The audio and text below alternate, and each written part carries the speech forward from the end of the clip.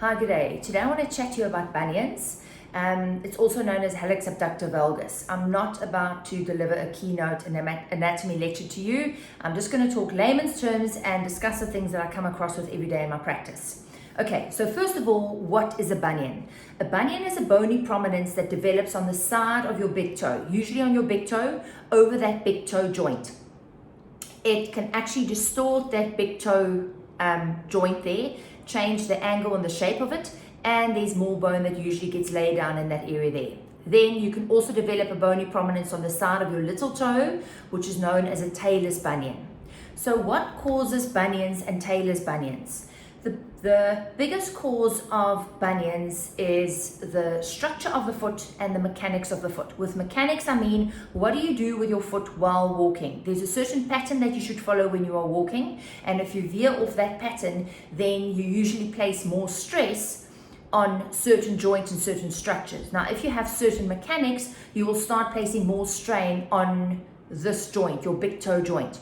Your big toe joint is one of the most important structures during walking. Your body was designed in such a way that you should push through your big toe, and that joint was designed to take all the pressure, but obviously at a certain angle. Now, as soon as your foot mechanics don't allow that to happen, this big toe joint will start functioning at an angle, and that will usually cause or be the start of bunions. Now, people ask me, what about hereditary? Yes, I agree 100% hereditary, but it's not as if you're born this perfect baby with these perfect feet and out pops a bunion.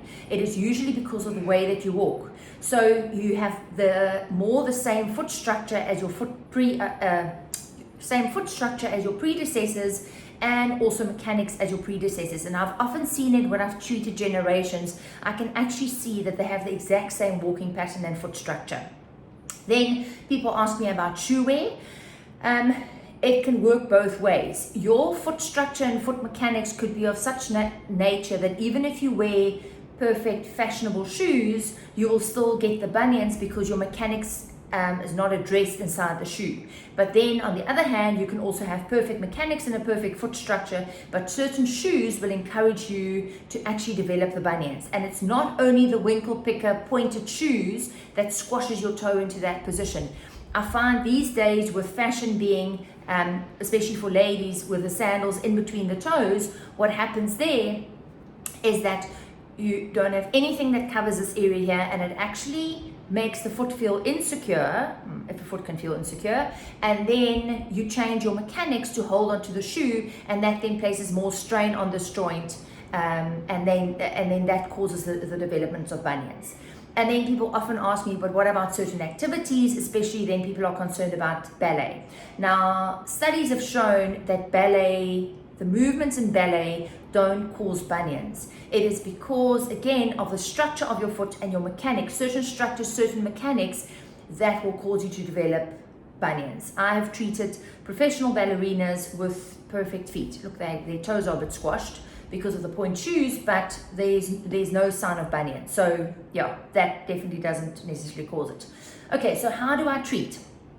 This is purely my suggestions, and it's from my experience and my practice, is that if you don't experience any pain and you just want to do something because of cosmetic reasons, I would highly recommend that you change your shoewear, that you start doing intense foot exercises, and that you actually just make peace with it and live with it. The reason I say that is that if you go for surgery just to have it cosmetically corrected, I always say to people, foot surgery is not going for a haircut. Although in these lockdown times, a haircut is quite a luxury.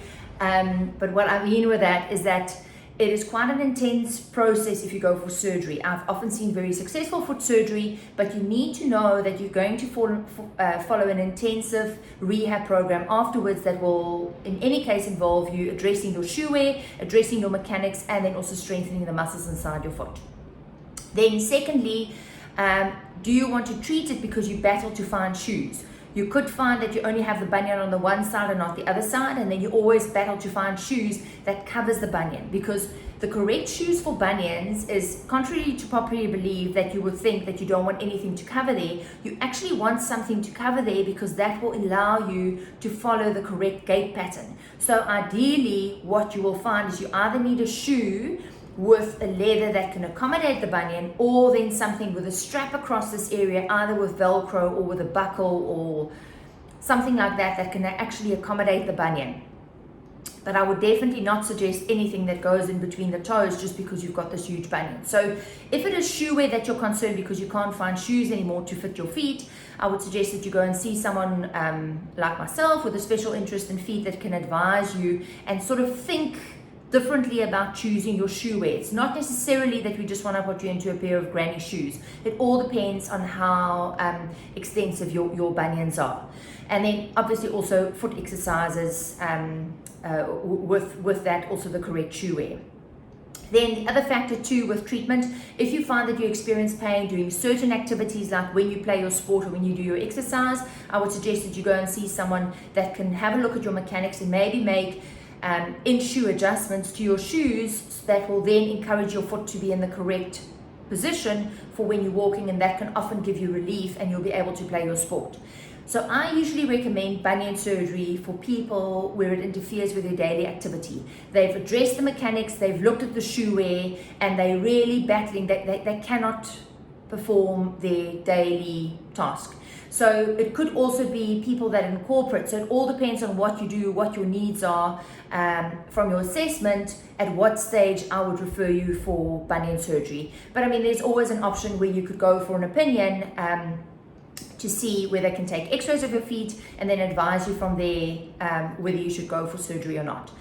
So what I would suggest in closing is that the most important thing with bunions is that you need to have a look at the structure of the foot and your mechanics if you have a bunion and you're concerned about it. And then the best way to treat it conservatively, to pay attention to your shoes, do your foot exercises, and then go from there. Strengthen your feet. Okay, thank you.